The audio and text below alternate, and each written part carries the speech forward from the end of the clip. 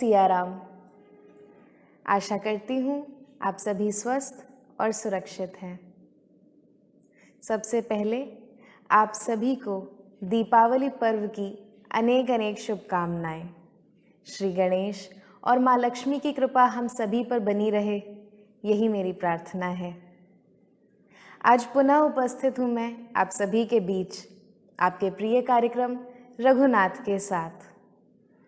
जो दर्शक हमारे साथ आज पहली बार जुड़ रहे हैं उन्हें मैं बताना चाहूँगी कि रघुनाथ एक अद्भुत कार्यक्रम है जहाँ हम श्री राम के जीवन चरित्र से संबंधित कुछ प्रसंगों पर चर्चाएं कर रहे हैं। उनमें उठाए गए विषयों को जानने और समझने का प्रयास कर रहे हैं। साथ ही इन सभी से संबंधित कुछ प्रस्तुतियां भी देख रहे हैं। तो चलिए आरंभ करते हैं आज के कार्यक्रम को और सबसे पहले होगी आज की परिचर्चा।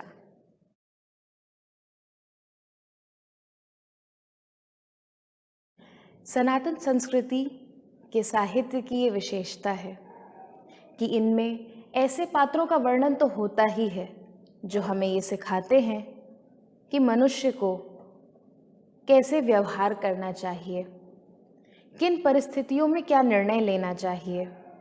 पर साथ ही ऐसे पात्रों का भी वर्णन होता है जो हमें ये सिखाते हैं कि हमें अपने जीवन में क्या कुछ नहीं करना चाहिए। और ऐसे ही एक पात्र की चर्चा मैं आज करने जा रही हूँ। आप सभी समझ ही गए होंगे, मैं बात कर रही हूँ लंकापति रावण की। जी, वाल्मीकि रामायण के अनुसार ये महादेव के सबसे बड़े भक्त हैं। शिव तांडव स्तोत्र की रचना भी इन्होंने की। बहुत विद्वान कहे जाते हैं रावण। उन्हें अनेक कलाओं का ज्ञान है, फिर चाहे वो नृत्य हो, संगीत हो, शिल्प कला हो या वास्तुकला, सभी में पंडित। साथ ही वेदों के ज्ञाता भी हैं रावण। पर इतना ज्ञानी होने के बाद भी क्यों हम उन्हें सकारात्मक पात्रों की कतार में नहीं रखते हैं? कुछ तो ऐसा होगा इनके व्यक्तित्व में जो या जिससे हम सभी को बचने की जरूरत है। बिल्कुल, रावण यूं ही लंकापति नहीं बन गए थे।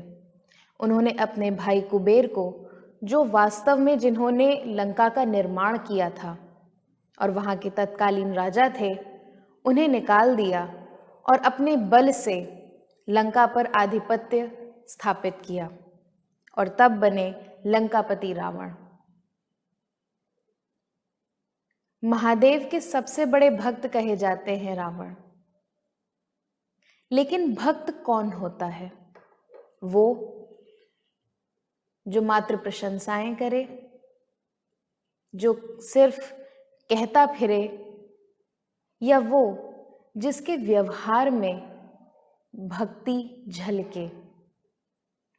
महादेव सिंबलाइज करते हैं वैराग्य को, डिटैचमेंट फ्रॉम मटेरियल थिंग्स। तपस्या के समय या महादेव को प्रसन्न करने के लिए तो रावण ने बहुत अच्छे तरीके से दिखाया कि मुझे किसी बात का, किसी चीज का कोई लोभ नहीं है, कोई लालच नहीं है।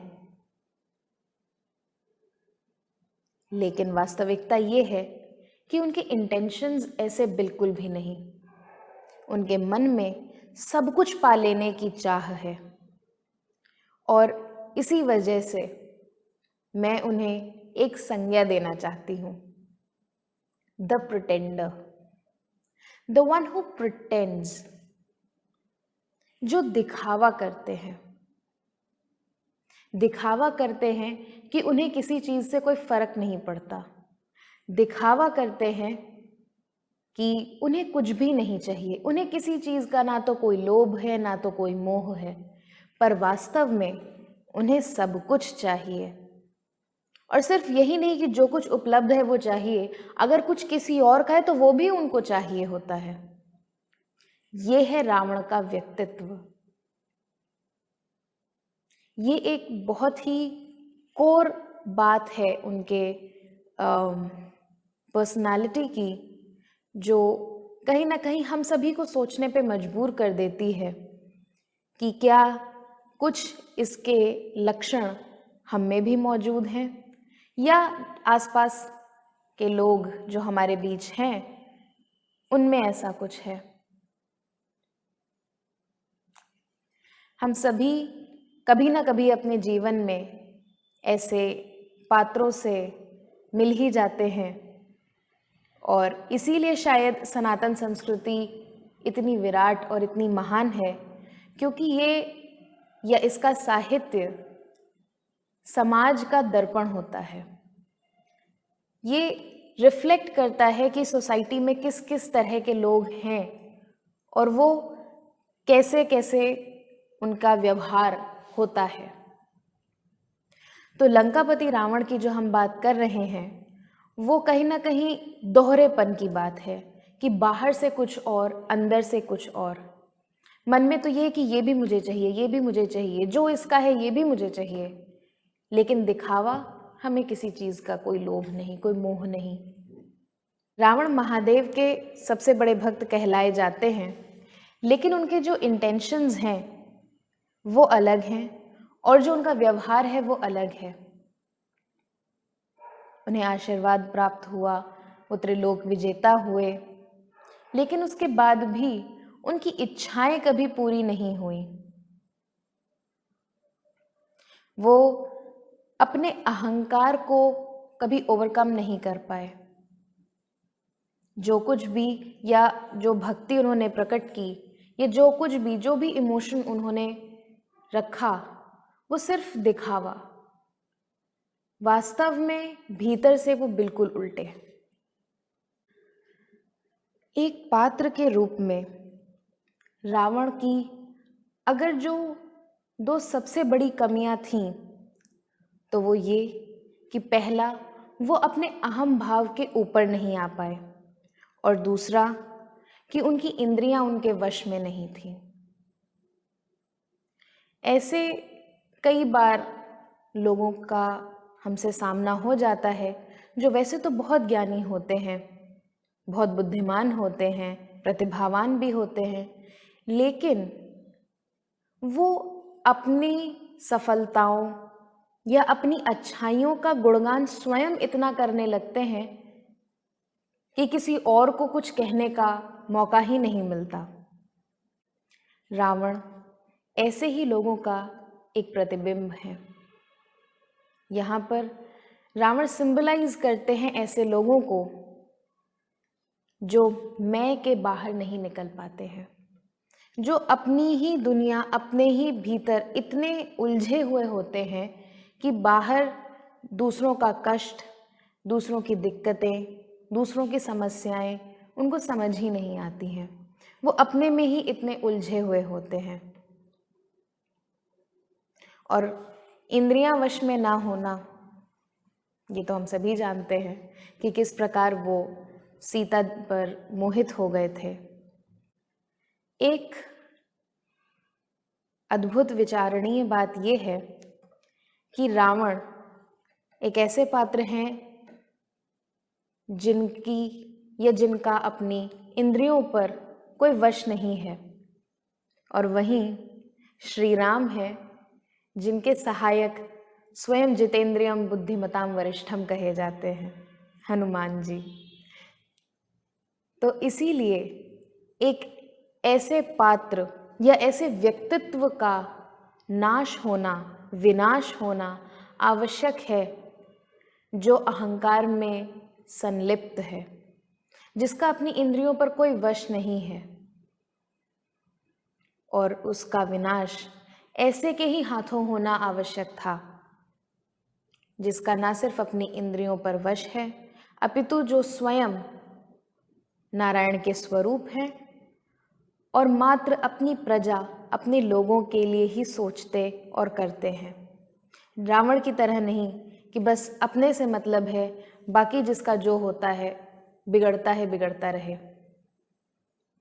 इतना बड़ा युद्ध हुआ, अपने भाई, अपने पुत्रों सभी की आहुति दे दी, परंतु सीता जी को नहीं छोड़ा। इतना अहंकार।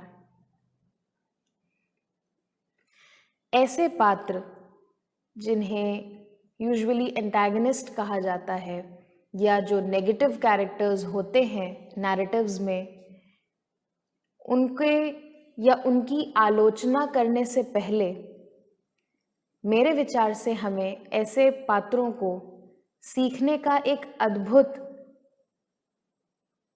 माध्यम समझना चाहिए।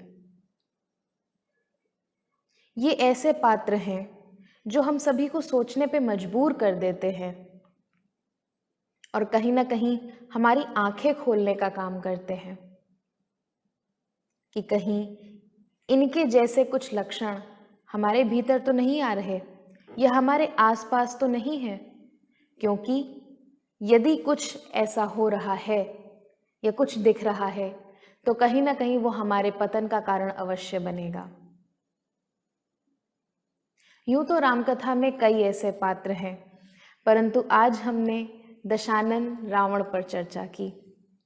अगर आपके पास इससे संबंधित कोई जानकारी हो तो मुझे ज़रूर बताइएगा। और अब समय हो चला है हमारे अगले सेगमेंट आज के प्रसंग का।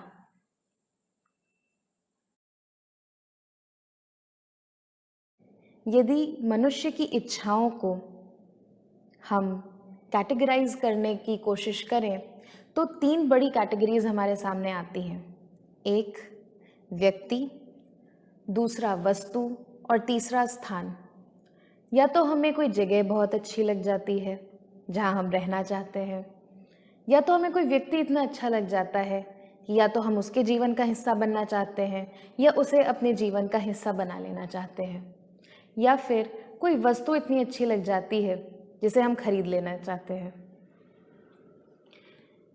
रावण में भी ये इच्छाएं मौजूद थी। तो क्या इच्छाएं होना गलत है? नहीं, इच्छाओं का होना गलत नहीं है, पर इच्छाओं की पूर्ति कैसे की जा रही है ये समझना आवश्यक है। क्योंकि अगर सही तरीके से की जा रही है तो उन इच्छाओं का होना कोई गलत नहीं है, लेकिन अगर उन इच्छाओं की पूर्ति के लिए आप किसी के साथ अन्याय कर रहे हैं, किसी के साथ दुर्व्यवहार कर रहे हैं, तो अवश्य ही आपको उसका फल मिलेगा। और ये सारे कर्म जो आप कर रहे हैं ये आपके पतन का कारण अवश्य बनेंगे। आज के प्रसंग में मैं एक ऐसी ही जगह की बात कर रही हूँ जो पूरी रामकथा में बड़े आश्चर्य का पात्र रही है, और वो है रावण की लंका। जी, जब पहली बार समुद्र लांघकर हनुमान जी पहुंचते हैं लंका के द्वार पर, जहां लंकिनी द्वार पर उसकी सुरक्षा कर रही है, तो वो अपना बहुत छोटा स्वरूप लेकर के लंका में प्रवेश करते हैं सीता जी को ढूंढने के लिए। और तब पूरी लंका नगरी में घूमते घूमते घूमते वो क्या कुछ देखते हैं, क्या अनुभव करते हैं, उसे तुलसीदास जी ने बड़ी सुंदरता से वर्णित किया है। और यही है हमारी आज की प्रस्तुति भी। तो आप आनंद लीजिए हमारे अगले सेगमेंट आज की प्रस्तुति का। आज का एपिसोड आपको कैसा लगा हमें ज़रूर बताइएगा। सभी के साथ शेयर कीजिए और लाइक ज़रूर कीजिएगा वीडियो को। भेंट होगी आप सभी से अगले एपिसोड में। तब तक के लिए जय रघुनाथ।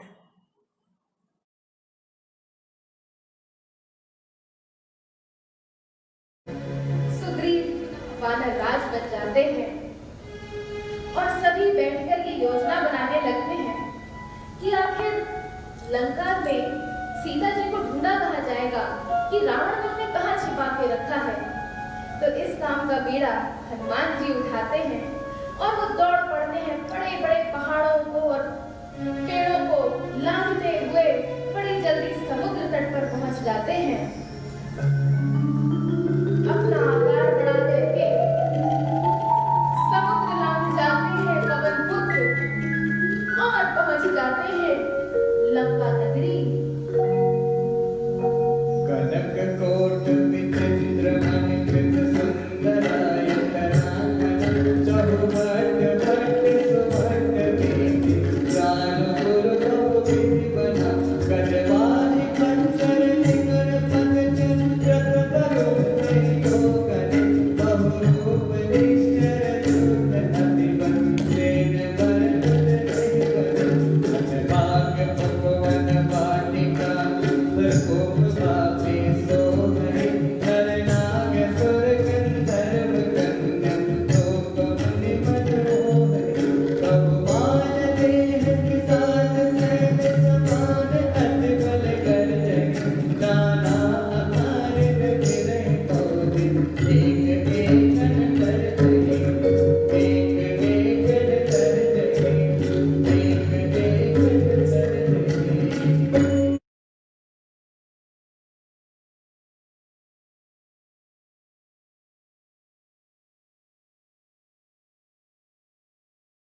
जय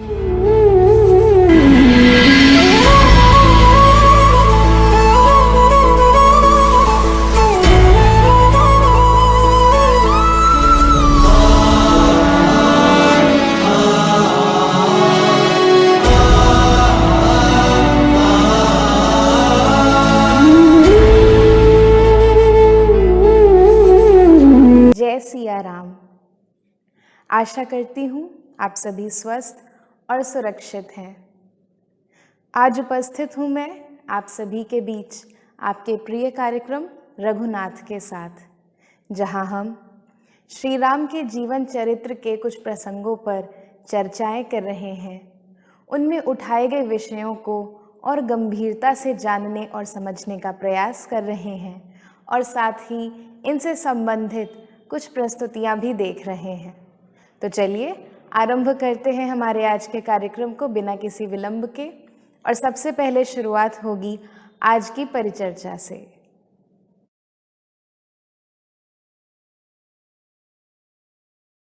प्रियजनों, श्री राम ने अपने जीवन में जो कुछ भी किया वो एक मनुष्य की मर्यादा में रह के किया, एक मनुष्य की सीमाओं में रहकर जो वो कर सकते थे और जिस तरह निर्णय लेने चाहिए थे वैसे उन्होंने किया। उन्होंने ना तो किसी चमत्कार की प्रतीक्षा की और ना स्वयं नारायण का अवतार होने के बाद भी कोई चमत्कार किया। इसीलिए उन्हें मर्यादा पुरुषोत्तम कहा जाता है। और लवकुश ने जो गीत गाए उन्हें पूर्व रामायण कहते हैं। और पूर्व रामायण में श्री राम को एक बाणी, एक वचनी और एक पत्नी कहा गया है। एक बाणी अर्थात जिनका तीर हमेशा या जिनका बाण हमेशा अपने टारगेट पे लगता है, अपने लक्ष्य पे जाकर रुकता है। एक वचनी अर्थात जो सदैव अपना वचन निभाते हैं और जो अपने शब्दों के पक्के हैं। और एक पत्नी अर्थात जिन्होंने अपने जीवन में पत्नी के रूप में सिर्फ एक ही स्त्री को अपनाया और उन्हीं से प्रेम किया। पर आज की परिचर्चा में हम उत्तर रामायण की बात कर रहे हैं। जब सीता जी पृथ्वी में विलीन हो जाती हैं, उसके बाद क्या होता है, इस विषय पर पहले भी एक एपिसोड में मैं बात कर चुकी हूँ, लेकिन तब सिर्फ थोड़ा सा मैंने इस विषय को छुआ था, उस पर कुछ अधिक चर्चा नहीं हो पाई थी क्योंकि तब का टॉपिक, तब का विषय कुछ और था। लेकिन आज का विषय यही है, उत्तर रामायण, और जब सीता जी पृथ्वी में विलीन हो जाती हैं उसके बाद क्या होता है। सभी हतप्रभ होते हैं कि ये हुआ क्या।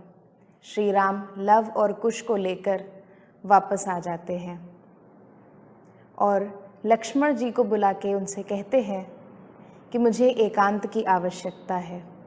लक्ष्मण जी जो कि आज्ञाकारी भाई हैं, तुरंत कहते हैं आप चिंता ना करें, मैं आपका द्वारपाल बनूंगा और यह निश्चित करूंगा कि कोई भी आपके कक्ष में प्रवेश ना कर पाए। यदि किसी ने ऐसा करने का प्रयास किया तो मैं उसकी हत्या कर दूंगा। श्री राम मुस्कुराते नहीं हैं, बस उनकी बात सुनते हैं। इधर द्वार बंद करके लक्ष्मण जी बाहर ही एक द्वारपाल की भांति बैठे होते हैं और अचानक देखते हैं कि ऋषि दुर्वासा उनकी ओर चले आ रहे हैं। ऋषि दुर्वासा कहते हैं मुझे राम से अभी मिलना है।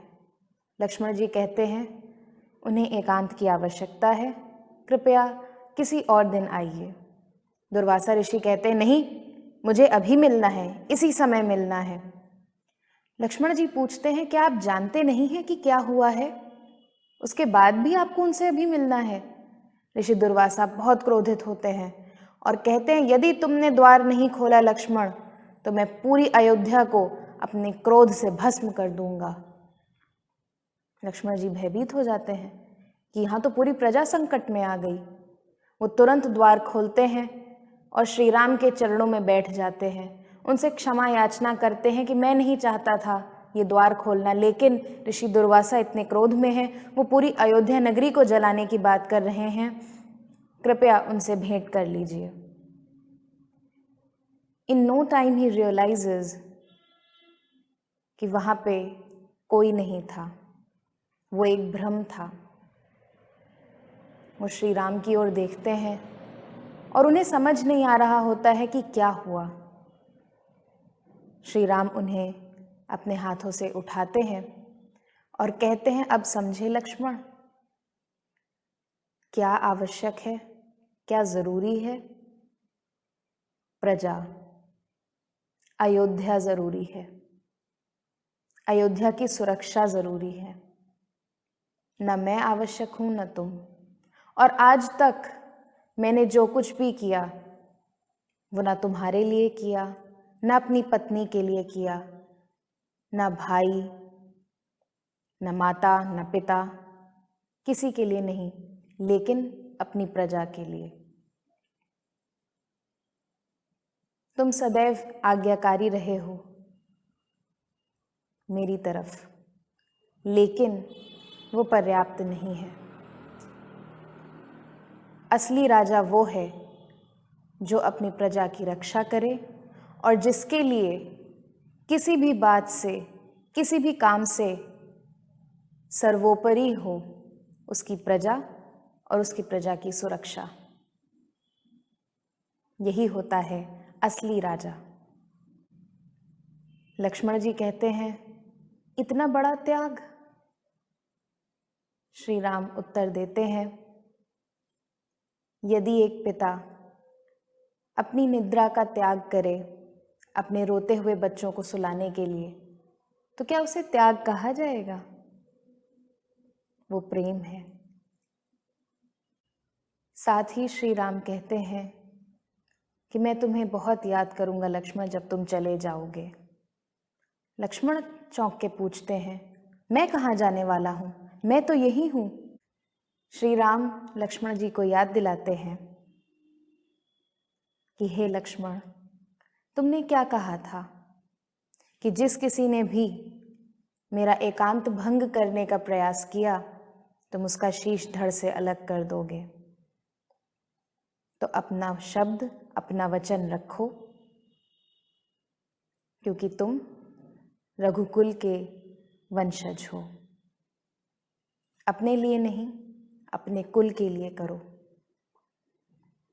उसके बाद लक्ष्मण जी चाहते तो नहीं हैं, परंतु एक अंतिम बार वो अपने भाई की ओर देख रहे होते हैं और श्री राम के मुख पर वही भाव होता है जैसा तब था जब लंका पर विजय प्राप्त करने के बाद और रावण को मृत्युदंड देने के बाद सीता जी पुनः श्री राम के सामने आई थी। पर लक्ष्मण जी समझते हैं कि वो भाव क्या है और उस भाव का अर्थ क्या है। उनके मन में शांति आती है और वो अयोध्या से प्रस्थान करते हैं वन की ओर, पुनः कभी वापस ना आने के लिए। इसके बाद यमदेव श्री राम को पुकारते हैं और कहते हैं कि अब आपकी बारी है, लेकिन यह संभव नहीं हो सकता जब तक हनुमान अयोध्या के द्वार पर पहरेदारी कर रहे हैं। उसी के बाद श्री राम के हाथ से उनकी एक अंगूठी नीचे गिर जाती है और वो हनुमान से कहते हैं कि मेरी ये अंगूठी ला के दो। इसके आगे की कथा एपिसोड 4 में मैं आपको बता चुकी हूँ, लिंक डिस्क्रिप्शन में दिया हुआ है, एक बार जाके ज़रूर देखिएगा। लेकिन क्या कथा यहीं समाप्त हो जाती है? नहीं, ये कथा ऐसी है ही नहीं कि इसका कोई समापन हो सके। ये तो निरंतर चली आ रही है और तब तक चलती रहेगी जब तक समय है। रमते कणे कणे इति रामः। राम शब्द रम धातु से उत्पन्न हुआ है और इसका अर्थ होता है विहार करना या निवास करना, अर्थात जो प्राणी मात्र के हृदय में निवास करते हैं वो राम हैं, और भक्तजन जिनमें रमण करते हैं वो राम है। कण कण में राम है और हम सभी का जीवन राममय हो, उनका आशीर्वाद हम सभी को प्राप्त हो, यही मेरी प्रार्थना है। तो आज की परिचर्चा बस इतनी ही। समय हो गया है हमारे अगले सेगमेंट आज के प्रसंग का।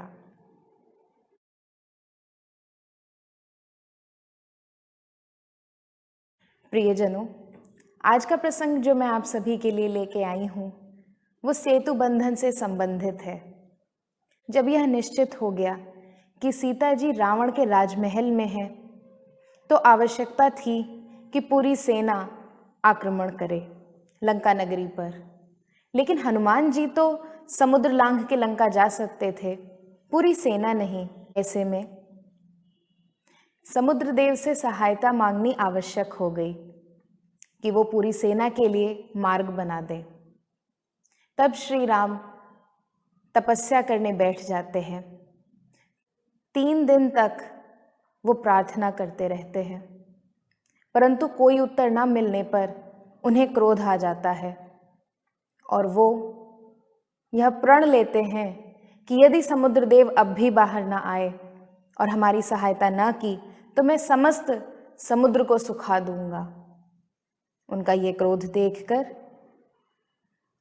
वरुण देव प्रकट होते हैं, उनसे क्षमा मांगते हैं और उन्हें सुझाव देते हैं कि आपकी वानर सेना में नल और नील नामक 2 वानर हैं। उन्हें आशीर्वाद प्राप्त है कि वो जो भी पत्थर पानी में फेंकेंगे वो तैरने लगेगा। फिर क्या था, श्री राम का नाम लिखकर सेतु बंधन आरंभ हुआ और देखते ही देखते लंका नगरी तक का सेतु तैयार हो गया। तो यही है हमारा आज का प्रसंग और इसी से संबंधित है हमारा अगला सेगमेंट आज की प्रस्तुति। मुझे दीजिए आज्ञा, भेंट होगी अगले एपिसोड में। तब तक के लिए जय रघुनाथ।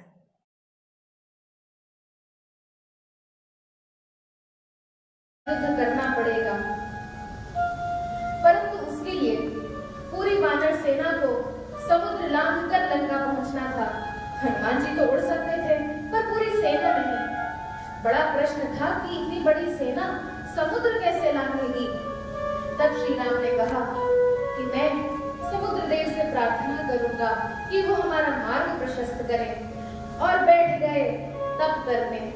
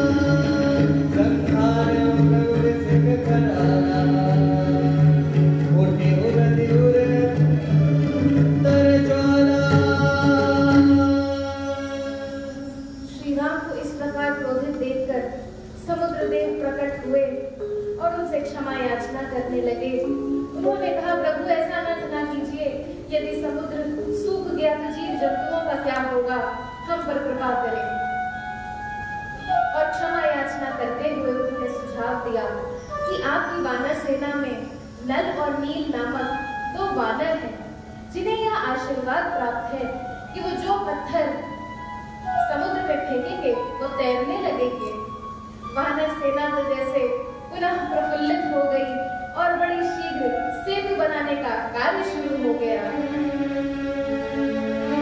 एक एक पत्थर सभी समुद्र में डालते चले गए और देखते ही देखते लंका नगरी तक का सेतु बन गया।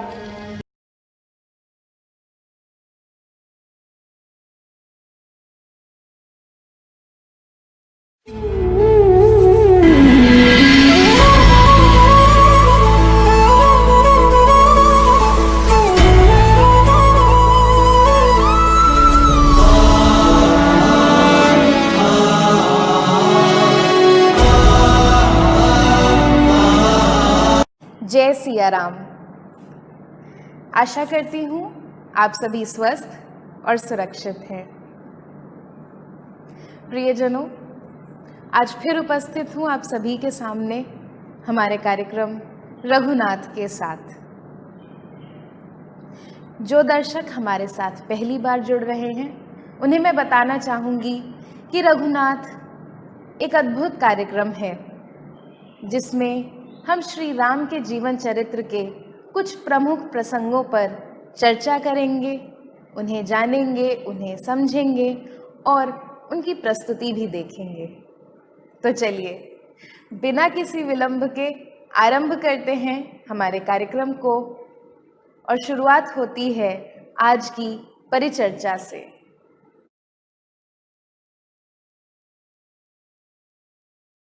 प्रियजनों, आज की परिचर्चा में मैं जिस पात्र के बारे में आप सभी को बताने जा रही हूँ शायद ही इनके बारे में आपने सुना हो, क्योंकि इनके बारे में, इनके विषय में प्रायः बहुत कुछ प्रचलन में नहीं है। कुछ पुराणों में इनका उल्लेख मिलता है, कुछ में नहीं मिलता है, परंतु इनका उपस्थित होना हमारी कथा में बहुत आवश्यक है। तो जिस पात्र की मैं बात कर रही हूँ वो श्री राम की बड़ी बहन कही जाती हैं, देवी शांता। जी, देवी शांता की कथा महाभारत और अन्य पुराणों में मिलती है। यहाँ तक कि वाल्मीकि रामायण की दक्षिण पांडुलिपि में भी इनके विषय में पढ़ने को मिलता है हमें। तो बस इन्हीं के बारे में जो कुछ मुझे पता है, जो कुछ मेरे ज्ञान में है, वो मैं आप सभी के साथ साझा करूंगी हमारी आज की परिचर्चा में। तो देवी शांता राजा दशरथ की ज्येष्ठ पुत्री हैं और श्री राम के जन्म के बहुत समय पहले ही ये उपस्थित थीं। यहाँ तक कि अगर मैं कहूँ कि श्री राम के जन्म में इनका हाथ रहा है तो ये गलत नहीं होगा। जी, कथा कुछ यूं हमें जानने को मिलती है कि ऋषि विभंडक बहुत कठोर तपस्या कर रहे थे और उनकी तपस्या से असुरक्षित होकर इंद्रदेव ने अपनी एक अप्सरा को भेजा उस तपस्या को भंग करने के लिए। उस अप्सरा पे मोहित होकर ऋषि विभंडक का तप टूट गया, जिससे एक पुत्र का जन्म हुआ जिन्हें ऋषि श्रृंगी कहा जाता है। ऋषि विभंडक बहुत क्रोध में थे कि एक स्त्री ने मेरा तप भंग कर दिया, इसलिए ऋषि श्रृंगी का पालन पोषण उन्होंने कुछ इस प्रकार किया कि ऋषि श्रृंगी स्त्री को जानते ही नहीं थे। उन्हें यह ज्ञान था ही नहीं कि स्त्रियां भी कुछ होती हैं, कोई होती हैं, उन्हें पता ही नहीं था। उनके किनारे जहाँ पर उन्हें तप के लिए बिठाया गया, जहाँ ऋषि विभंडक ने उन्हें बताया कि तुम्हें तपस्या करनी है, उसके किनारे एक रेखा खींच दी जिसके भीतर कोई स्त्री प्रवेश नहीं कर सकती थी। हम सभी लक्ष्मण रेखा जानते हैं, उसकी बात करते हैं, लेकिन ये भी एक रेखा उनके किनारे खींची गई थी ऋषि श्रृंगी के किनारे, जिसके भीतर कोई स्त्री प्रवेश नहीं कर सकती थी। तो ऐसे में इंद्रदेव अपनी कोई अप्सरा उनके पास नहीं भेज सकते थे तप भंग के लिए। इंद्रदेव ऋषियों की तपस्या से कई बार असुरक्षित हुए हैं, क्योंकि उन्हें लगता था कि उनका इंद्रासन छिन जाएगा, और इसलिए कई ऋषियों की तपस्या को उन्होंने भंग करने का प्रयास किया और बहुतों में वो सफल भी हुए। किंतु ऋषि श्रृंगी का मामला कुछ अलग था। यहाँ इनके किनारे एक ऐसी रेखा खींच दी गई थी जिसके भीतर कोई स्त्री प्रवेश ही नहीं कर सकती थी।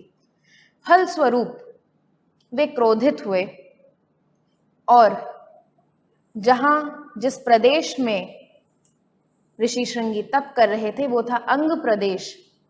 वहां पर उन्होंने अपना क्रोध निकाला इस प्रकार की वहां वर्षा ही नहीं की बहुत वर्षों तक।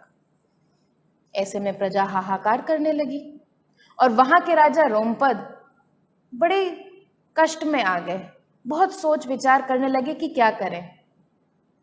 ऐसे में वो राजा दशरथ के पास गए और उन्हें अपनी सारे व्यथा सुनाई कि किस प्रकार इंद्रदेव उनसे क्रोधित हैं और वो वर्षा नहीं कर रहे हैं और फलस्वरूप कृषि नष्ट हो रही है।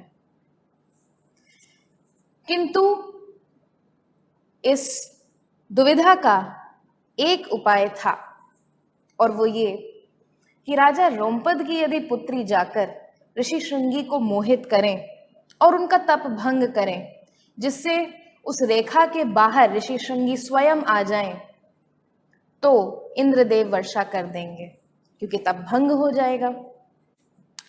ऐसे में राजा रोमपद ने राजा दशरथ के सम्मुख एक प्रस्ताव रखा कि मेरी तो कोई पुत्री है नहीं, मैं आपकी पुत्री को गोद लेना चाहता हूं, जो मेरा यह कार्य सिद्ध करे और ऋषि श्रृंगी के तप को भंग करे।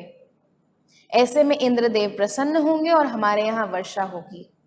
यदि ऐसा होता है तो मैं आपको वचन देता हूं कि मैं ऋषि श्रृंगी से विनती करूंगा कि वो आपके लिए पुत्र कामेष्ठी यज्ञ करें, जिससे आपको पुत्र की प्राप्ति हो। तो वो पुत्री जिससे या जिसके लिए राजा दशरथ दुखी थे, वही पुत्री अब सभी प्रश्नों का उत्तर बन गई। वही पुत्री सभी कष्टों का समाधान बन गई। कितनी अद्भुत और रोचक कथा है ये, और कहीं ना कहीं ये ऐसी कथाएं हैं जिनसे हम सभी स्वयं को जोड़ सकते हैं। इसमें जो पात्र होते हैं उनसे कहीं ना कहीं हम एक जुड़ाव महसूस करते हैं, क्योंकि ये और कुछ नहीं बल्कि हमारी ही सोच, हमारी चिंताएं, हमारे कष्ट, हमारी असुरक्षा को दर्शाती हैं। हमारे समाधान निकालने के तरीकों को भी ये दिखाती है कि मनुष्य क्या क्या करते हैं, और ऐसा ही होता है। देवी शांता की कथा यदि आप पढ़ें, जानें, समझें तो बहुत अच्छा होगा। एक तथ्य मैं आप सभी को और बताना चाहूँगी कि जब श्री राम, लक्ष्मण जी और सीता जी वनवास के लिए प्रस्थान कर गए थे अयोध्या से, तो बहुत जगह ये उल्लेख मिलता है कि सबसे पहले वो देवी शांता के ही पास गए थे, क्योंकि शांता को वन में रहने का अनुभव था। सीता जी जो बचपन से महल में पली बढ़ी, उसकी महल की सुख सुविधाओं में जो रहने की आदी थी, उनके लिए बहुत आवश्यक था इस विषय पर ज्ञान होना और थोड़ा अनुभव होना कि वन में कैसे रहना है, वन की क्या कठिनाइयाँ होंगी, अपने को, अपने मन को, अपने शरीर को कैसे वन के अनुसार ढालना है। उसका अनुभव शांता को बहुत अच्छा था। तो देवी शांता के पास जब ये तीनों जानते हैं तो एक ज्ञान का भंडार उन तीनों को, जो अनुभव से निकला है ज्ञान, उसका भंडार उन तीनों को ही मिलता है कि कैसे उन्हें वन में रहना है, उसके अपने क्या चैलेंजेस होने वाले हैं और उन्हें वो कैसे ओवरकम करेंगे, उन पर विजय कैसे प्राप्त करेंगे। तो बड़ों का अनुभव छोटों के लिए सदैव लाभदायक ही होता है। तो शायद इसीलिए बड़ी बहन को माँ के समान और बड़े भाई को पिता के समान हमारी संस्कृति में माना जाता है। भारतीय संस्कृति अद्भुत है। जितना इसका रसास्वादन किया जाए, जितना इसके बारे में जाना जाए, जितना इसको पढ़ा जाए, जितना इसको समझा जाए, उतना ही नया और अद्भुत अनुभव मिलता है हम सभी को। तो आज की परिचर्चा इतनी ही। अब समय है हमारे अगले सेगमेंट, आज का प्रसंग।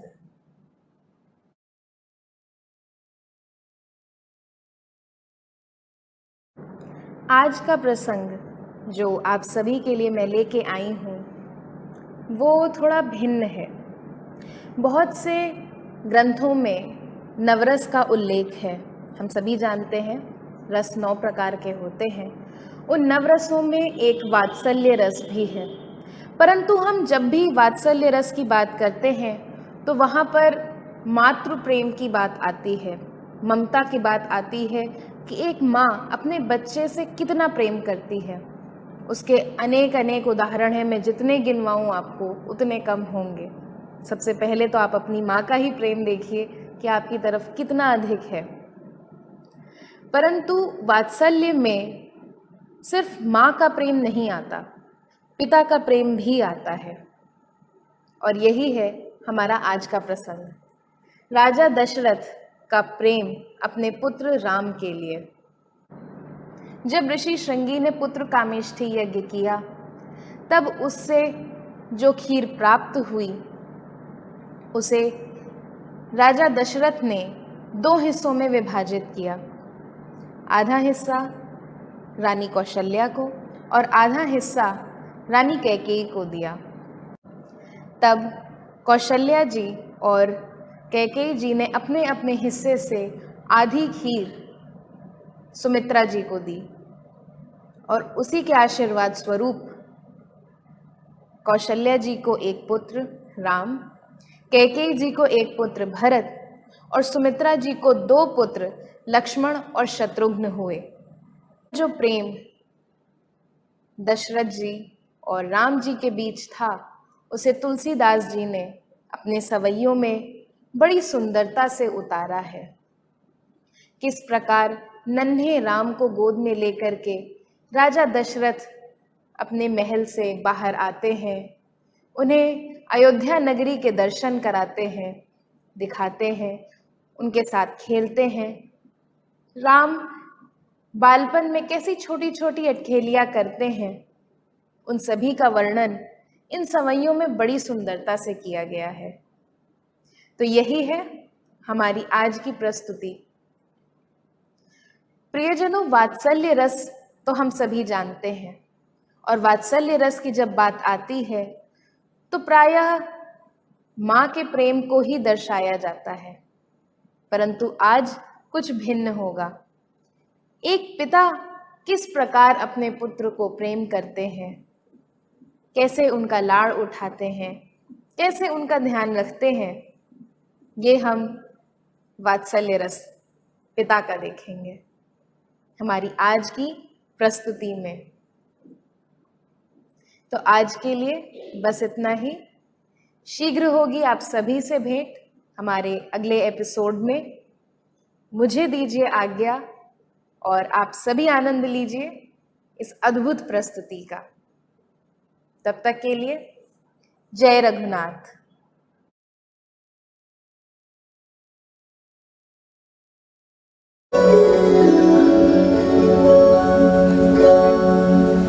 अवधेश के द्वार सखार गए, सुध को लगे पति निकले। अब लोग सोच विमोचन हो, लगती रही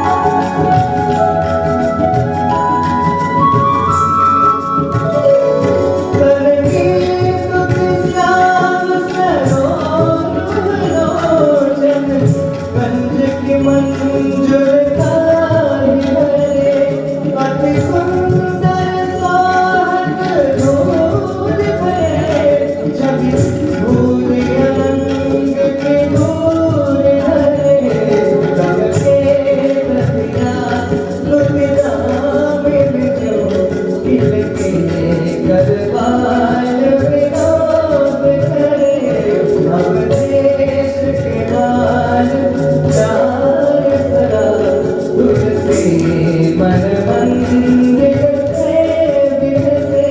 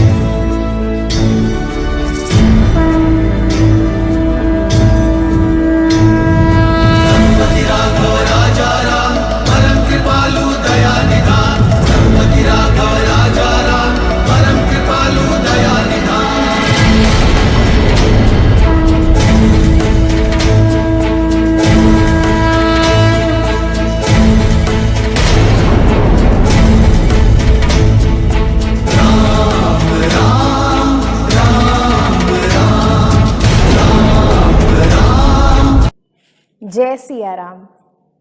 आशा करती हूँ आप सभी स्वस्थ और सुरक्षित हैं।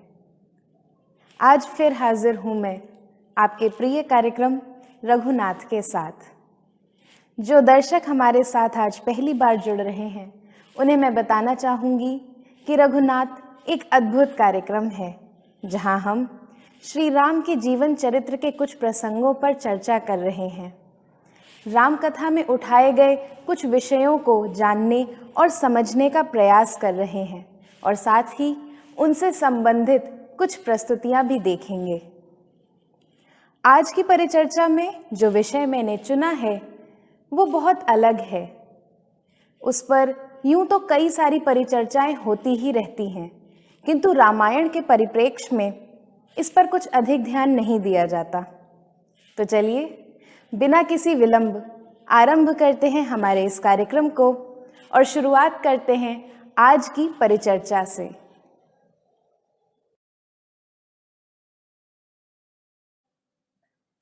जैसा कि मैंने बताया, आज की परिचर्चा के लिए जो विषय मैंने चुना है वो बड़ा ही अद्भुत है। रामायण के कॉन्टेक्स्ट में इस विषय पर अधिक चर्चा होती मैंने सुनी नहीं है और ये विषय है एजुकेशन यानी कि शिक्षा। स्कूल्स, कॉलेजेस, यूनिवर्सिटीज़ या कई अलग प्लेटफॉर्म्स पे इस पर बहुत डिस्कशन होता है, लेकिन रामायण के परिप्रेक्ष्य में कुछ अधिक बात नहीं हुई है। इसीलिए मैंने सोचा आप सभी के लिए इस विषय को लाऊं और अपने विचार आप सभी के साथ साझा करूं। शिक्षा और शिक्षा प्रणाली जो हमारे भारत में प्रचलित है उस पर हम सभी के अलग अलग मत हैं, लेकिन आज मैं इस विषय पर कुछ अधिक बोलूं उसके पहले कुछ 3 शब्दों के बारे में मैं आप सभी को बताना चाहती हूं। जब कभी हम शिक्षा की बात करते हैं तो वहाँ पर 3 महत्वपूर्ण शब्द होते हैं जिनको हम इंटरचेंजेबली यूज करते हैं। एक होता है साक्षर, दूसरा शिक्षा और तीसरा ज्ञान। जी, साक्षर होना, शिक्षित होना और ज्ञानी होना, क्या ये तीनों एक ही बातें हैं या इन तीनों में कुछ अंतर भी है तो साक्षर, जैसा कि आप शब्द से समझ गए होंगे कि अक्षर ज्ञान होना। किसी भी भाषा में, चाहे वो ऑफिशियल लैंग्वेज हो हमारे देश की जैसे हिंदी या इंग्लिश, या आपकी रीजनल लैंग्वेज हो जैसे मराठी, बंगाली, उड़िया, असमी, तमिल, तेलुगु, मलयाली इत्यादि इत्यादि अनेक भाषाएं हैं हमारे देश में, तो उनमें से किसी भी भाषा का अक्षर ज्ञान होना, यानी आप उस भाषा में बोल सकते हैं, उस भाषा में लिख सकते हैं और उस भाषा में कुछ भी अगर कहीं लिखा हुआ है तो उसे पढ़ भी सकते हैं। ये होता है साक्षर होना। मात्र अक्षर ज्ञान होना ही साक्षरता है। अब दूसरा जो शब्द है शिक्षा, वो क्या है? शिक्षा थोड़े और हायर लेवल की बात कहती है।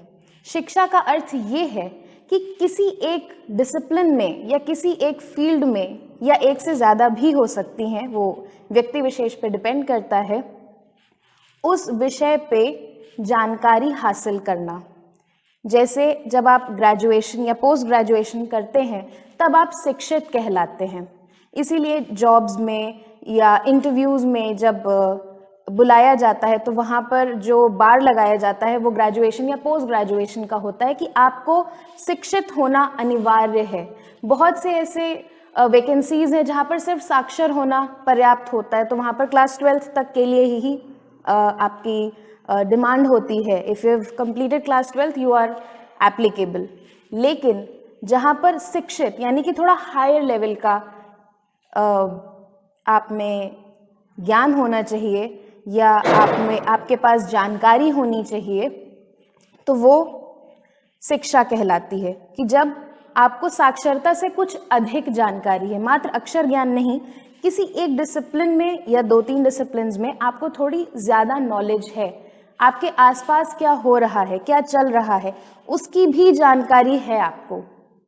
अब जो तीसरा लेवल आता है वो है ज्ञान का। अब ज्ञान क्या है? ज्ञान और शिक्षा कई बार इंटरचेंजेबली हम यूज़ करते हैं, बहुत ज़्यादा करते हैं, लेकिन शिक्षित होना और ज्ञानी होना एक ही बात नहीं है। ज्ञानी कौन कहलाता है? मैं बताती हूँ। ज्ञानी वो व्यक्ति कहलाता है जिसे ना सिर्फ अपने डिसिप्लिन या जिस भी फील्ड में वो काम कर रहे हैं उसकी जानकारी हो, या आसपास जो कुछ भी हो रहा है, जो कुछ भी चल रहा है, जो कुछ भी वो कर रहा है उसकी जानकारी हो, वरन उसे समझ हो। जी, समझदारी एक बड़ा इम्पॉर्टेंट एलिमेंट है ज्ञान का। जो व्यक्ति समझदार होगा वही ज्ञानी हो सकता है, क्योंकि ज्ञान परसेप्शन पे बहुत डिपेंड करता है कि आप किसी भी चीज़ को कैसे समझते हैं। जैसे आप अगर हम शिक्षा प्रणाली की बात करें तो जो लोग रिसर्च वर्क करते हैं या जो पीएचडी के स्टूडेंट्स हैं उन्हें हम ज्ञानी के स्तर का बोल सकते हैं। क्यों? क्योंकि वो किसी एक डिसिप्लिन पे गूढ़ काम कर रहे हैं, उस पर बहुत गहराई से पढ़ाई कर रहे हैं और उनका पूरा फोकस अपने काम को लेके है और उनकी कोशिश है कि कुछ भी जो भी हो रहा है, चाहे वो कॉजल रिलेशनशिप हो या उनका अपना जो भी हाइपोथेसिस है उनके रिसर्च की, तो उसे समझने का प्रयास कर रहे हैं। यानी कि उस डिसिप्लिन की आत्मा क्या है उसे समझने का प्रयास कर रहे हैं। तो वही व्यक्ति ज्ञानी होता है जो समझने का प्रयास करता है।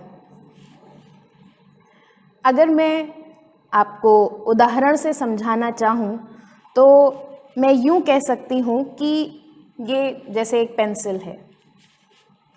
अब अगर ये पेंसिल रखी हुई है, मैं देख रही हूँ, मुझे पता है कि ये पेंसिल है और इससे लिखा जाता है, तो ये हुआ साक्षर होना। शिक्षित होना क्या है कि मैंने पेंसिल उठाई और मैंने कुछ भी लिख दिया या लिखने का प्रयास किया, जैसे मैं विभू हूँ, मैंने लिख दिया। लेकिन ज्ञानी क्या है? ज्ञानी है कि मैंने पेंसिल उठाई, मैंने लिखने का प्रयास भी किया, लेकिन मैंने वो लिखने का प्रयास किया जिससे सामने वाले व्यक्ति या समाज को बदलाव और सही दिशा में ले जाया जा सके। मैंने जो लिखा वो सार्थक है, वो किसी ना किसी की भलाई के लिए है, सिर्फ मेरे लिए नहीं है वरन सभी के लिए है। उम्मीद करती हूँ आपको थोड़ा सा इसके बारे में समझ आया होगा कि इन तीनों शब्दों में अंतर क्या है और क्यों हमारे हिंदी शब्दकोश में 3 शब्द दिए गए हैं शिक्षा के लिए। इसके साथ ही अगर मैं रामायण की बात करूं या अगर महाभारत भी देख लीजिए, जो हमारे 2 महाकाव्य हैं, मैं इन दोनों का नाम इसीलिए ले रही हूं। जो शिक्षा प्रणाली है हमारी, आज तो स्कूल सिस्टम है और ये ब्रिटिशर्स या कॉलोनियल पीरियड में इस्टेब्लिश किया गया एजुकेशन सिस्टम है और इसकी जो डिमांड्स हैं, और कहीं ना कहीं मैं कह सकती हूँ कि इससे जो हमें रिजल्ट्स मिल रहे हैं वो कहीं ना कहीं उसी टाइम को लेकर के थोड़े बायस्ड हैं। जबकि, और मैं इसलिए इस बात को इंगित कर रही हूँ क्योंकि हमारा भारतीय जो शिक्षा प्रणाली है वो स्कूल सिस्टम नहीं है, वो गुरुकुल है। आज तो नाम मात्र के गुरुकुल कुछ रह गए हैं, बल्कि अगर आप पहले के समय का देखें तो इवन आज़ादी के समय तक हजारों की संख्या में गुरुकुल थे भारत में, लेकिन धीरे धीरे करके शनय शनय वो समाप्त होते चले जा रहे हैं क्योंकि उनकी जगह स्कूल्स ने ले ली है। अब जो गुरुकुल प्रणाली थी, क्या वो इतनी इफेक्टिव नहीं थी? क्या जो बच्चे गुरुकुल से पढ़े हैं वो सक्षम नहीं हैं? क्या वो धनी नहीं, या वो प्रतिभाशाली नहीं? अगर आपको ऐसा लगता है तो आपने गुरुकुल को समझा ही नहीं है। गुरुकुल सिर्फ एक ऐसी जगह जहां बच्चों को लाके बिठाया जाए कि वो पढ़ें और जानकारियां हासिल करें और घर चले जाएं, ऐसा बिल्कुल नहीं है। गुरुकुल आपको जीवन जीने की कला देता है कि कैसे हमें अलग अलग परिस्थितियों में जीवन यापन करने योग्य बनना है। वो आपको हर प्रकार से समर्थ बनाता है। जो आज का होलिस्टिक डेवलपमेंट का कॉन्सेप्ट हम बहुत ज़ोरों शोरों से हर प्लेटफॉर्म पे डिस्कस करते हैं और उससे प्रोपोगेट करते हैं, ये हमारे भारत में बहुत पहले से ही रहा है, जिसे शायद समझने में हमें देरी लगी है, इसलिए आज हम होलिस्टिक डेवलपमेंट को इतना फोकस में ला रहे हैं। जबकि गुरुकुल परंपरा में हमेशा से ये रहा है कि सिर्फ कुछ ग्रंथ पढ़ लेना पर्याप्त नहीं है, कुछ जानकारियां हासिल कर लेना पर्याप्त नहीं है, बल्कि जीवन जीने की कला, लाइफ स्किल्स आपके अंदर होनी चाहिए। गुरुकुल के बच्चे चाहे लकड़ियां बीनना हो, चाहे खाना बनाना हो, चाहे अपने शयन का प्रबंध करना हो, जो भी करना हो, उन्हें सब आता है, सब कुछ। जबकि आज जो हमारी शिक्षा प्रणाली है उसमें फोकस सिर्फ ये रहता है कि करियर ओरिएंटेड है हमारी पढ़ाई, कि इस फील्ड में अगर हमें करियर बनाना है तो बस ये पढ़ लिया, फिर ये पढ़ लिया, फिर ये कोर्स कंप्लीट कर लिया, ये डिप्लोमा, ये सर्टिफिकेट, नौकरी लग गई, या अपना बिजनेस अगर है तो वो स्टार्टअप है तो कर लिया और बस पैसा कमाने में लग गए। काफ़ी मैकेनिकल है ये, जबकि जिंदगी सिर्फ इससे नहीं चलती है। हाँ, धनार्जन आवश्यक है क्योंकि ये आपकी सर्वाइवल नीड है। मैं बिल्कुल नहीं कह रही हूँ कि पैसा नहीं कमाना है, बिल्कुल कमाना है। क्यों नहीं कमाना है? कमाना ही पड़ेगा क्योंकि ये हमारी बेसिक नीड्स में आ जाता है। हमारी बेसिक नीड्स पूरी करने में ये हमारी मदद करता है, इसलिए पैसा तो कमाना है। शेर भी शिकार करता है जब उसे भूख लगती है। तो basically we are all animals only. तो हम पैसा तो कमाएंगे, लेकिन क्या सिर्फ पैसा ही कमाना है? नहीं, उसके साथ और भी बहुत कुछ है जो हमें सीखने की ज़रूरत है, जिसे जीवन जीने की कला कहते हैं। हमें सब कुछ आना चाहिए थोड़ा थोड़ा, क्योंकि आपको नहीं पता कि जीवन में किस प्रतिभा या किस कला की आपको आवश्यकता पड़ेगी। और जीवन से बड़ा तो कोई परीक्षक होता ही नहीं है। इस बात से तो आप भी सहमत होंगे कि जीवन जब परीक्षा लेने पे आता है तो वो भी करवाता है जो आपने कभी सपने में भी ना सोचा हो कि आप करेंगे। तो इसीलिए हमारी जो गुरुकुल परंपरा रही है वो क्यों आवश्यक है, ये आप तभी समझ पाएंगे जब आप कभी किसी गुरु के सानिध्य में रहे हों। मेरा ऐसा सौभाग्य रहा कि मैं गुरु शिष्य परंपरा में पढ़ी, सीखी और बड़ी हुई, इसलिए जो विनम्रता, जो ज्ञान, जो अलग अलग कलाएं मुझे सीखने को मिली, वो शायद ये टीचर स्टूडेंट के रिलेशनशिप में मिलना मुश्किल होता है। हमको ये तो याद रहता है कि गुरुओं ने हमें कितना डांटा, लेकिन सोने को कुंदन बनने के लिए तपाना तो पड़ता ही है। तो वो जो डांट या मार होती है उसके पीछे का जो प्रेम होता है उसे भी समझने की ज़रूरत है।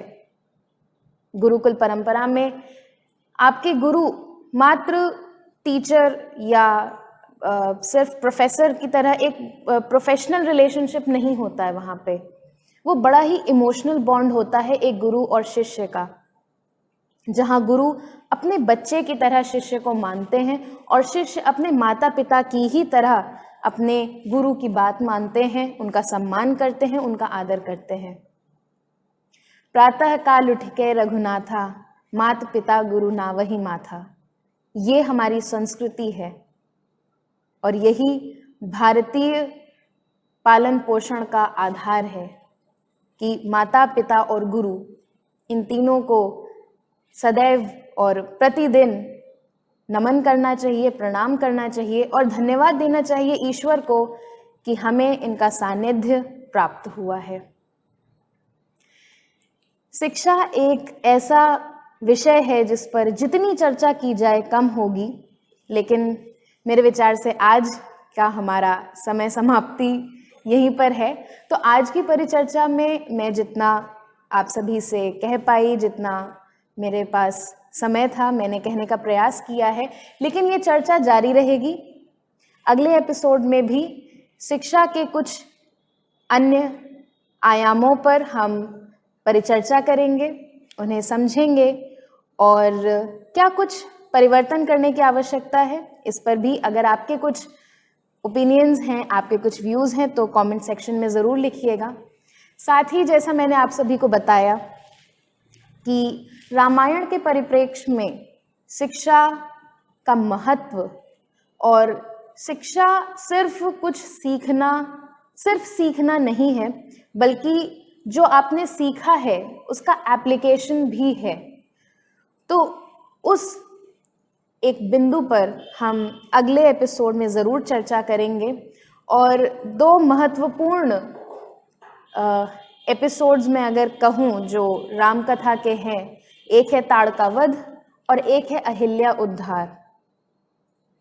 इन दोनों में क्या अंतर है और शिक्षा के परिप्रेक्ष्य में इन दोनों से हम क्या सीख सकते हैं, ये परिचर्चा होगी अगले एपिसोड में। तो चलिए, समय हो चला है हमारे अगले सेगमेंट आज के प्रसंग का।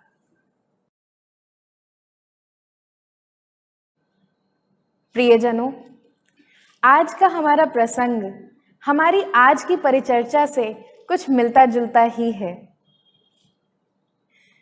जब चारों भाई राम, लक्ष्मण, भरत और शत्रुघ्न बड़े होने लगते हैं, तब राजा दशरथ को उनकी शिक्षा की चिंता होने लगती है। तब उन चारों को ऋषि वशिष्ठ के आश्रम अस्त्र शस्त्र की शिक्षा के लिए गुरुकुल भेज दिया जाता है। किशोर अवस्था प्रारंभ भी न हुई थी कि चारों भाई ज्ञान प्राप्ति के लिए गुरुकुल चले गए, अपने माता पिता से दूर। इस पर एक छोटी सी कथा मैं आपको बताना चाहूँगी जो इसी से जुड़ी हुई है कि जब ये चारों ज्ञान प्राप्ति के लिए चले जाते हैं ऋषि वशिष्ठ के पास, तो राजा दशरथ को उन चारों की बड़ी याद आती है। घर सूना सूना लगता है उनके बिना। तो वो क्या करते हैं कि चुपचाप अपने महल से ऋषि वशिष्ठ के आश्रम जाते हैं अपने पुत्रों से मिलने के लिए। लेकिन गुरुकुल वो कोई राजा बनकर नहीं जाते हैं, बल्कि गुरुकुल से कुछ दूरी पर अपने रथ को रोक देते हैं, अपना श्रृंगार और जो कुछ उनका भव्य अलंकरण था उसे उतार कर रथ पे रख देते हैं और एक साधारण मनुष्य की भांति गुरुकुल में प्रवेश करके सीधे ऋषि वशिष्ठ के पास जाते हैं, उनसे आज्ञा लेने के लिए कि क्या मैं अपने पुत्रों से मिल सकता हूँ। ऋषि वशिष्ठ उन्हें मिलने की आज्ञा तो नहीं देते, पर हाँ, उन्हें इतना कह देते हैं कि आप दूर से अपने पुत्रों को देख सकते हैं, वो चारों कुशल मंगल हैं। राजन अपने पुत्रों को देखकर संतुष्ट होकर वापस आ जाते हैं। ये है गुरुकुल की मर्यादा और परंपरा कि गुरु की आज्ञा के बिना माता पिता भी अपने बच्चों से भेंट नहीं कर पाते हैं। ये आवश्यक इसलिए है या ऋषि वशिष्ठ ने अगर ऐसा किया तो इसलिए क्योंकि जब गुरुकुल में बच्चे होते हैं तो उनकी हालत कुछ वैसी ही होती है कि जब कच्ची मिट्टी से कुम्हार घड़ा बना रहा होता है, उस समय उसको तपाया भी जाता है और ठोंक बजा करके उसको एक आकार दिया जाता है। अगर उस बीच में आप कुम्हार के साथ या उसकी प्रक्रिया में हस्तक्षेप कर देंगे तो शायद वो घड़ा उतना परिपक्व या उतना अच्छा नहीं बनेगा। इसीलिए ऋषि वशिष्ठ राजन से कहते हैं कि आप दूर से अपने पुत्रों को देखकर महल वापस लौट जाइए। जब समय होगा तो चारों राजकुमार सक्षम और सशक्त होकर आपके पास वापस आएंगे। आजकल तो दुलार का कुछ यूं हिसाब है कि पेरेंट्स सीसीटीवी फुटेज मांगते हैं कि हमारे बच्चों को क्या सिखाया जा रहा है। आप किसी गुरु पर नजर नहीं रख सकते, और अगर आप ऐसा करते हैं या करने की मंशा रखते हैं तो यकीन मानिए कि कहीं ना कहीं परिपक्व होने में बच्चे को समय लगेगा या सीखने में उसके देरी जरूर आएगी। आवश्यकता है कि अभिभावक अपने गुरुओं पर या जो टीचर्स हैं, आचार्य हैं, उन पर विश्वास रखें कि ये हमारे बच्चे को सही दिशा में ले जाएंगे, ये हमारे बच्चे को वो ज्ञान और वो गूढ़ रहस्य सिखाएंगे जिससे मेरा बच्चा सक्षम, समर्थ और एक अद्भुत व्यक्तित्व के रूप में निखर करके आएगा। तो हमारा आज का प्रसंग यही है कि जब ये चारों भाई ज्ञान प्राप्त करने के लिए ऋषि वशिष्ठ के आश्रम जाते हैं तो क्या कुछ होता है। और एक बात मैं अभिभावकों से विशेष रूप से, क्योंकि उन्हीं का ये निर्णय होता है, पूछना चाहती हूँ कि अगर आप, मैंने घड़े का आपको अभी एग्जाम्पल दिया, अगर आप उस कुम्हार से छेनी हथौड़ी इस्तेमाल करने का अधिकार छीन लेंगे तो क्या आप अपने बच्चों को बौद्धिक मजबूती दे पाएंगे?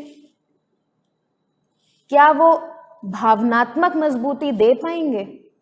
क्योंकि बुद्धि तो पढ़ाई लिखाई से हाँ किया जा सकता है, उसे अच्छा किया जा सकता है, लेकिन जो भावनात्मक सशक्तिकरण है या इमोशनल इंटेलिजेंस की जो हम आजकल बात करते हैं, उसके लिए कोर्सेज और ये सब कुछ चलता है, वो सब कैसे आएगा आपके बच्चे में?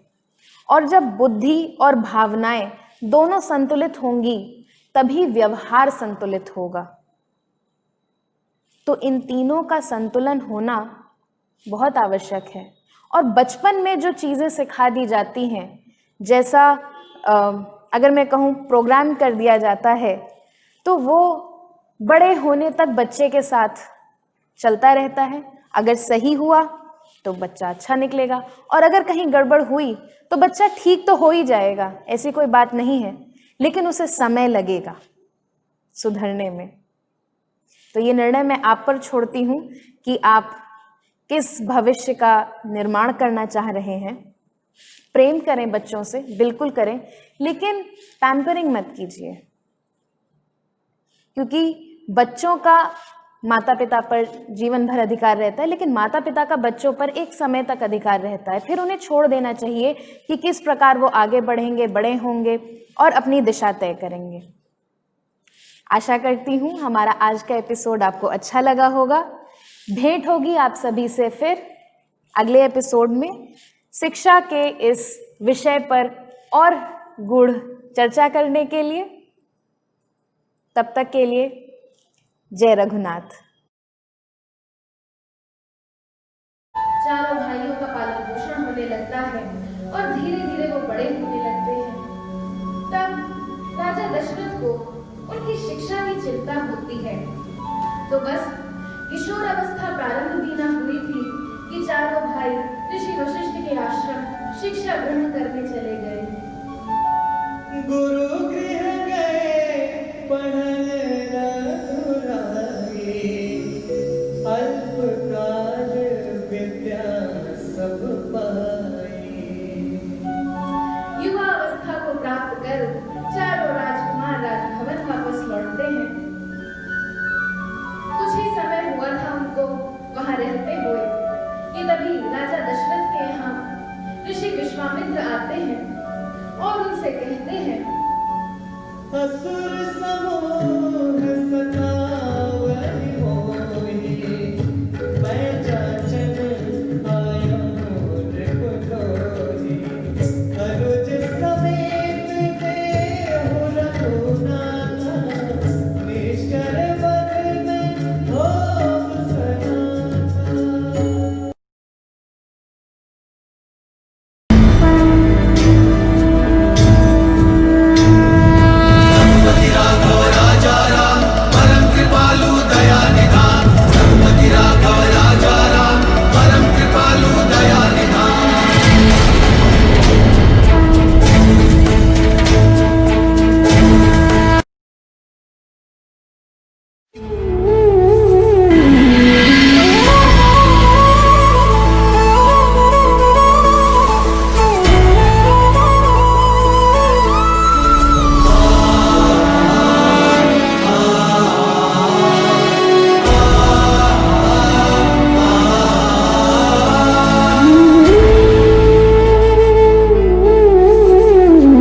जय सिया राम।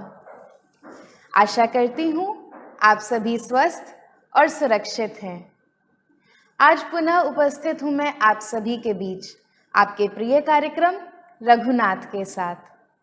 जो दर्शक हमारे साथ पहली बार जुड़ रहे हैं उन्हें मैं बताना चाहूँगी कि रघुनाथ एक अद्भुत कार्यक्रम है जहाँ हम श्री राम के जीवन चरित्र के कुछ प्रसंगों पर चर्चा कर रहे हैं, उनमें उपस्थित विषयों पर गहन चर्चाएं कर रहे हैं और उनसे कुछ न कुछ सीखने का प्रयास कर रहे हैं। साथ ही उन प्रसंगों से जुड़ी कुछ प्रस्तुतियां भी हम यहाँ देखेंगे।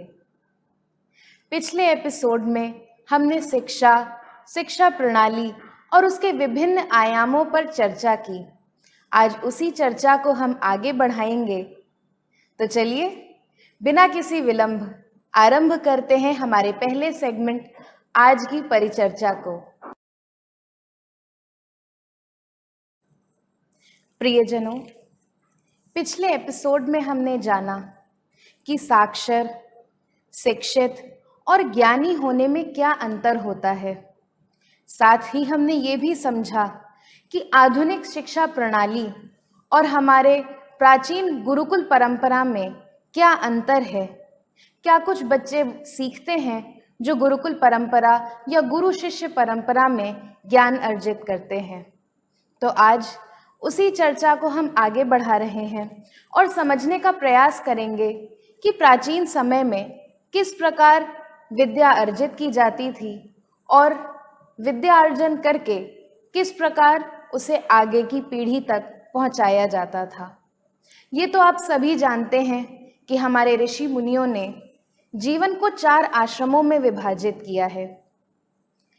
जीवन आरंभ से 25 वर्ष तक की आयु को ब्रह्मचर्य के लिए कहा गया। 25 वर्ष से 50 वर्ष तक गृहस्थ आश्रम, 50 से 75 तक के लिए वानप्रस्थ आश्रम और 75 से बाद संन्यास। इसमें जो पहला आश्रम है यानी कि ब्रह्मचर्य का, वो विद्यार्जन के लिए होता है। आप गुरुकुल में प्रवेश करते हैं, अपने गुरु के सानिध्य में रहते हैं, उनसे सीखते हैं कि किस प्रकार जीवन जीना है। मात्र कुछ ग्रंथ पढ़ लेना विद्यार्जन नहीं होता। यदि आप जीवन जीने की कला ना सीख पाए तो ऐसी विद्या का क्या लाभ। तो ब्रह्मचर्य वो समय होता है जब आप ज्ञान अर्जित करते हैं। उसके बाद गृहस्थ आश्रम में आप उस ज्ञान का उपयोग कर धनार्जन करते हैं। अपना जीवन यापन करने के लिए जो कुछ भी सुख सुविधाएं आपको चाहिए उन्हें अर्जित करते हैं। उसके बाद आता है वानप्रस्थ आश्रम। वानप्रस्थ आश्रम यूं तो गृहस्थ का त्याग होता है और जो हमने आज तक अक्सर देखा है कि वन की ओर हमारे जो लोग गृहस्थ आश्रम में हैं वो वन की ओर चले जाते हैं सब कुछ छोड़कर, लेकिन ये सिंबॉलिक है। इसका असली मतलब ये है कि जब आप वानप्रस्थ में प्रवेश करें तो आपकी जो जिम्मेदारियां हैं, आपके जो दायित्व हैं, वो अगली पीढ़ी को सौंपें, उन्हें सिखाएं कि किस प्रकार अपने उत्तरदायित्वों को निभाना है। वानप्रस्थ आश्रम का अर्थ ये नहीं होता कि सब कुछ छोड़ के बैठ जाना है, बल्कि अगली पीढ़ी को वो ज्ञान अनुभव के साथ जो आपने गृहस्थ आश्रम में अनुभव किया है, जो आपके एक्सपीरियंस रहे हैं, उनके साथ अगली पीढ़ी को आगे देना है, उन्हें सिखाना है, समझाना है कि जो गलतियां आपसे हुई या जो कुछ आपने अर्जित किया है उससे वो क्या सीख सकते हैं और किस तरह वो अवॉइड कर सकते हैं उन मिस्टेक्स को जो आपने अपनी ज़िंदगी में की।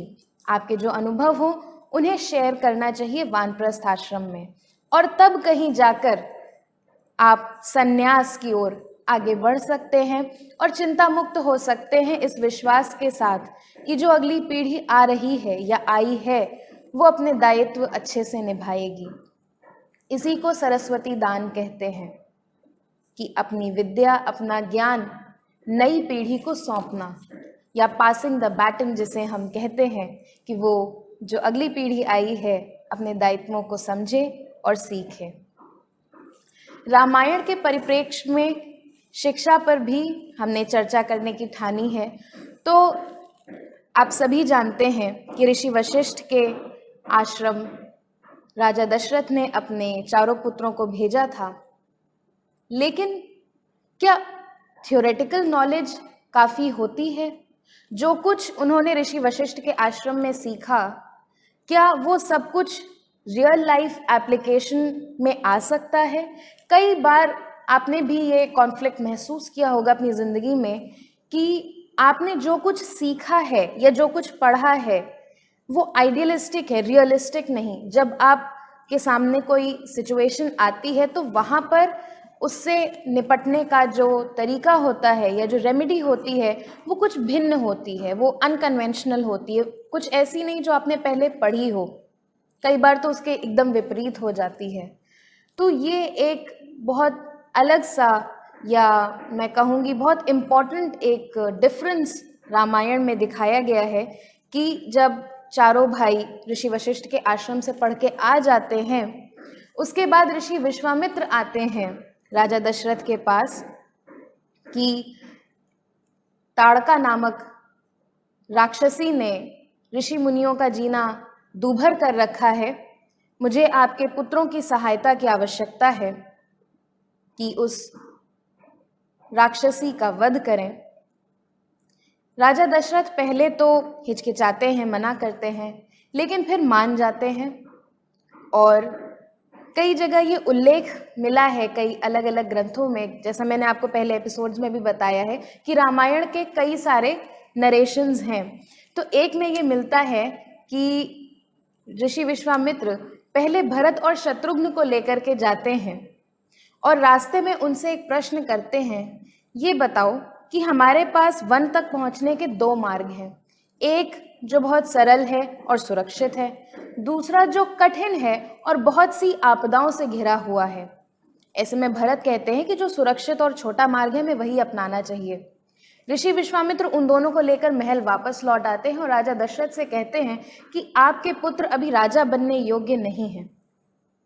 तब राजा दशरथ समझ जाते हैं कि मुझे राम को भेजना ही पड़ेगा, और ऋषि विश्वामित्र राम और लक्ष्मण को लेकर आगे बढ़ते हैं। तब पुनः यही प्रश्न राम से ऋषि विश्वामित्र करते हैं। तब राम कहते हैं कि क्यों ना लंबा रास्ता अपनाया जाए जिसमें कठिनाइयां हैं, क्योंकि ये हमारे लिए अनुभव की घड़ी होगी, सीखने का एक अद्भुत क्षण मिलेगा हम सभी को। और लक्ष्मण, क्योंकि वो राम बड़े भाई हैं, तो हामी भरते हैं और ऋषि विश्वामित्र प्रसन्न होकर अपनी यात्रा आगे बढ़ते हैं।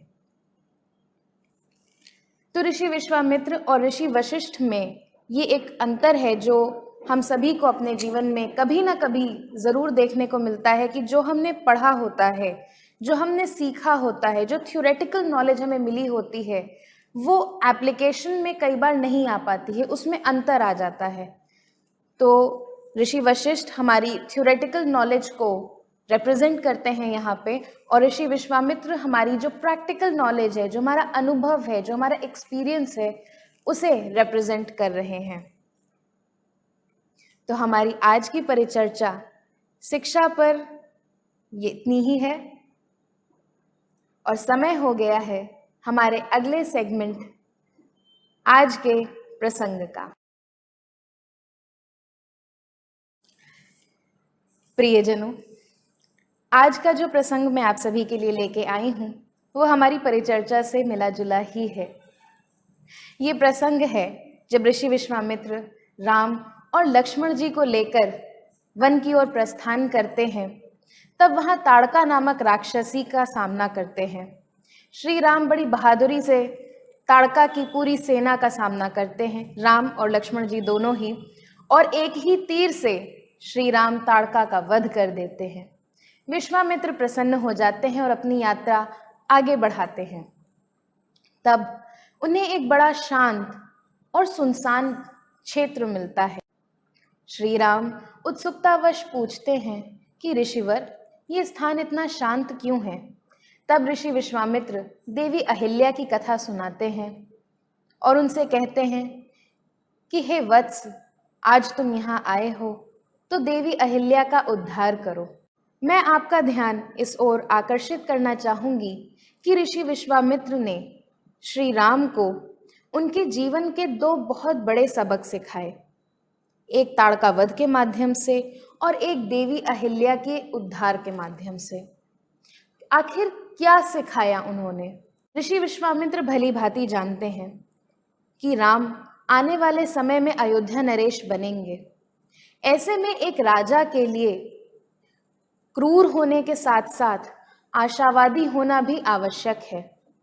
दंड और क्षमा के बीच एक संतुलन बना के रखना चाहिए, तभी प्रजा सुरक्षित और संतुष्ट रह सकती है। अगर हर किसी को छोटी छोटी बात पे दंड दिया जाएगा तो प्रजा भयभीत रहेगी, उनके मन में आशा होगी ही नहीं, वे सकारात्मक हो ही नहीं पाएंगे। और यदि हर बात पे क्षमा मिलने लगे, किसी अपराध पे दंड ना मिले, तो प्रजा निरंकुश हो जाएगी, उनके मन में भय नहीं होगा और वे मर्यादित नहीं होंगे। ताड़का और अहिल्या दोनों ही स्त्रियां, और श्री राम को ऋषि वशिष्ठ ने ये सिखाया था कि स्त्रियों पर वार नहीं करना है, परंतु ताड़का के ऊपर ऋषि विश्वामित्र के कहने पर उन्होंने आक्रमण किया, क्योंकि वो एक निरंकुश राक्षसी थी जो ऋषियों मुनियों का वन में रहना दूभर कर रही थी। जो श्री राम ने किया वो किसी जेंडर बायस में आके नहीं किया। वहां पर अगर कोई असुर भी होता तो शायद यही करना पड़ता। कहने का तात्पर्य ये है कि यदि आपके सामने कोई ऐसी परिस्थिति उत्पन्न हो रही है जो आपको कष्ट दे रही है, या आपसे भी ज्यादा आपकी प्रजा को वो कष्ट दे रही है, उनका जीना दूभर कर रही है, तो आपका ये कर्तव्य बनता है कि उस स्थिति से शीघ्र अतिशीघ्र निपटिए।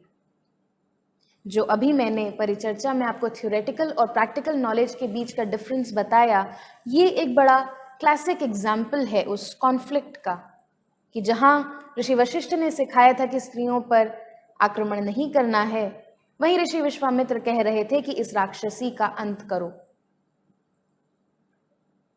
तो हमारी जो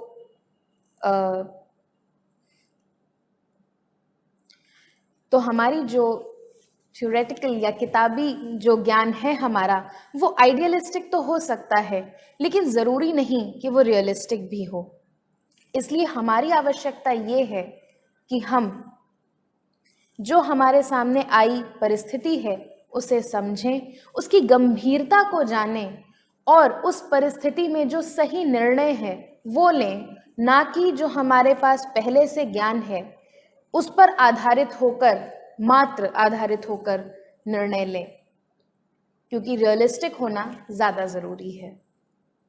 साथ ही जो दंड और क्षमा के बीच का मैंने संतुलन की बात की आप सभी से, तो यहाँ पर जो शब्द मैं राजा का प्रयोग कर रही हूँ, वो राजा का अर्थ सिर्फ राजपाट वाले या साम्राज्य वाले राजाओं से नहीं है।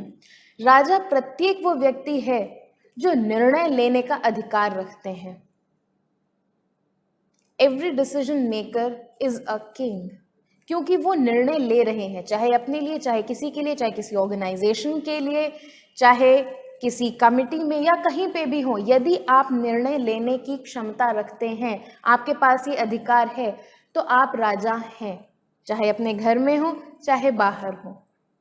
ऐसे में आपकी प्रजा या आपके लोगों के बीच दंड और क्षमा का संतुलन होना चाहिए।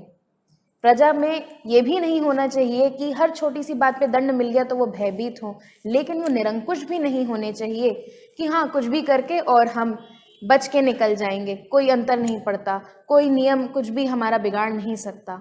तो ये संतुलन आज के परिप्रेक्ष्य में जो लोग निर्णय लेने की क्षमता रखते हैं उन सभी के लिए है कि आप समझिए कि दंड और क्षमा, कहाँ पर दंड देना है, कहाँ पर क्षमा कर देना है, कौन सी ऐसी भूल है। इसके लिए कोई टेम्पलेट नहीं है, इसके लिए हम पहले से कोई डिफाइंड कोई रेगुलेशन नहीं रख सकते। ये आपका अपना मनस्थिति है, ये आपका अपना परसेप्शन है उस पर्टिकुलर सिचुएशन का कि आपको क्या लगता है वहाँ पर दंड देना ज़रूरी है या वहाँ पर क्षमा किया जा सकता है, कि व्यक्ति को ये सकारात्मकता उसमें रहे कि हाँ हमें एक और मौका मिल सकता है खुद को सही साबित करने का।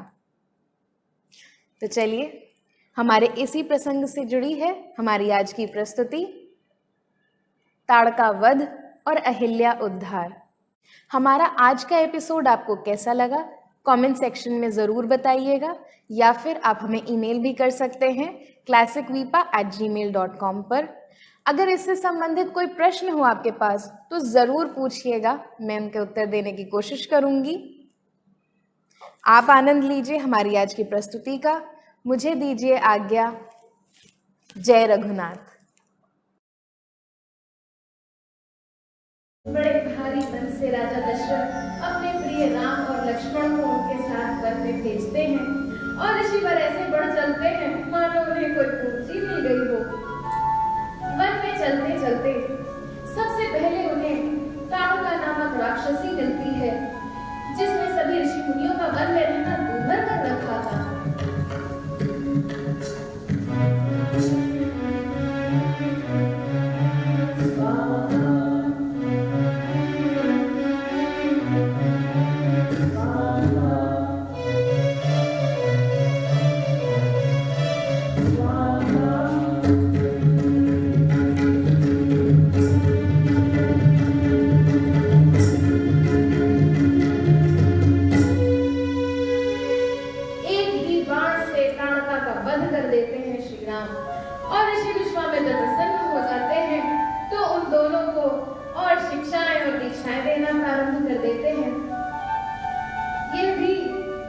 चल ही रहे होते हैं कि ऋषि विश्वामित्र को मिथिला नरेश राजा जनक ने संपर्क किया था 2 वीर योद्धाओं के लिए, क्योंकि उनकी सुकुमारी सीता का स्वयंवर होना था। तो विश्वामित्र राम और लक्ष्मण को लेकर मिथिला नगरी की ओर आगे बढ़ चले। मिथिला नगरी की ओर बढ़ चल रहे थे ये तीनों कि एक बड़ा सुंदर किंतु एकाकी स्थान मिला। तो कौतूहलवश राम पूछ बैठे, ऋषिवर, यह स्थान इतना शांत क्यों है? तब ऋषि विश्वामित्र ने राम और लक्ष्मण को देवी अहिल्या की कथा सुनाई कि किस प्रकार देवराज इंद्र ने उनके साथ छल किया था और उनके पति गौतम ऋषि ने अपनी पत्नी को ही दोषी मानकर उन्हें शिला बन जाने का श्राप दे दिया था। किंतु जब उन्हें ज्ञात हुआ कि उनकी पत्नी तो निर्दोष है, तो उन्होंने श्राप मुक्ति के लिए राम की प्रतीक्षा करने को कहा। बस ऋषि विश्वामित्र ने प्रेम से कहा, वत्स राम, आज तुम यहाँ पधारे हो तो जाओ और उस प्रतीक्षा का अंत करो, देवी अहिल्या का उद्धार करो।